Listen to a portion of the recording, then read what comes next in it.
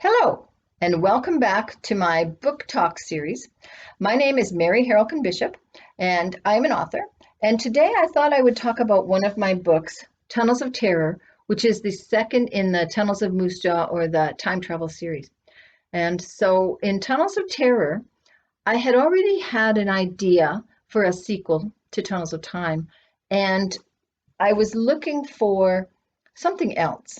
And so I was researching in the Moose Jaw Library, and I came across a newspaper article that dated February 1924, from the Moose Jaw Evening Times paper.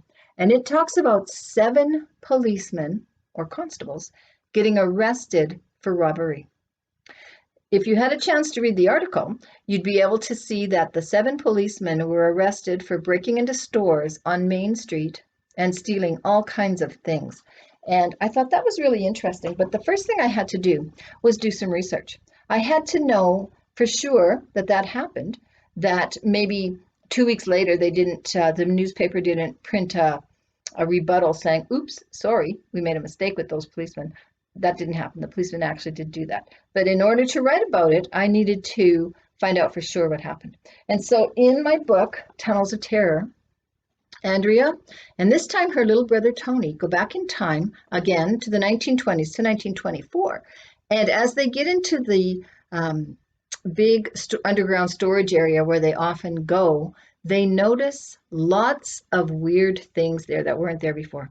Things like ladies' dresses and lampshades and men's hats, all kinds of weird things. And so they realize something strange is going on. And so in this book, they have to solve the problem of where are all these things coming from and who is putting them there. They realize pretty quickly that there's a theft ring or something going on. But do you think that they would suspect that it was the police? I'll let you think about that. So I'm not going to tell you how it ended. You'll have to read that and find out for yourself.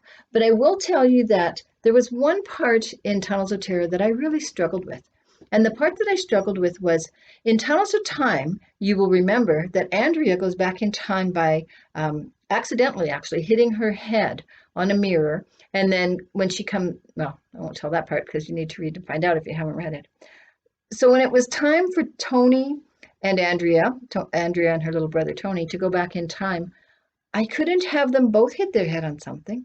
And so this is a place where I used my readers. I have people that I ask who help me with my writing. And one of the things they helped me with was trying to figure out how to get Andrea and Tony both back in time. And so they were throwing around ideas.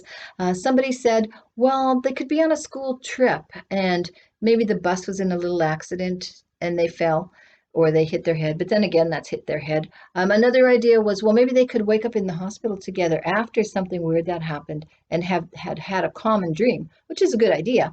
But again, it was almost like hitting your head again. And so I was really struggling. And so I went to see what other authors have done when they're trying to take their characters back in time.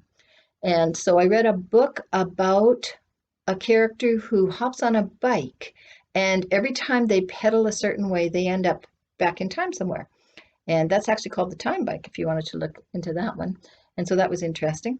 I read some stories where they found a magic coin or a key or something that would take them back in time. And then I remembered The Lion, the Witch, and the Wardrobe. And in that book, of course, there's a magic wardrobe, a big cupboard that old coats are kept in. And when they walk through there, they end up in Narnia, in a different land. And I thought, oh, that's a pretty cool idea. The other thing, if you remember, is that Andrea uses an armoire. There's an armoire in a lot of the places in Moose Jaw, and actually in some of the old hotels and places like that, they hid tunnels behind armoires. And armoires is a big wooden cupboard that's often used for maybe coats or that, or dishes, those kinds of things. And so then I had my way, actually a magic portal, as a way for Andrea and Tony to get back into the past. And they used that not just in Tunnels of Terror, but also in the other books as well.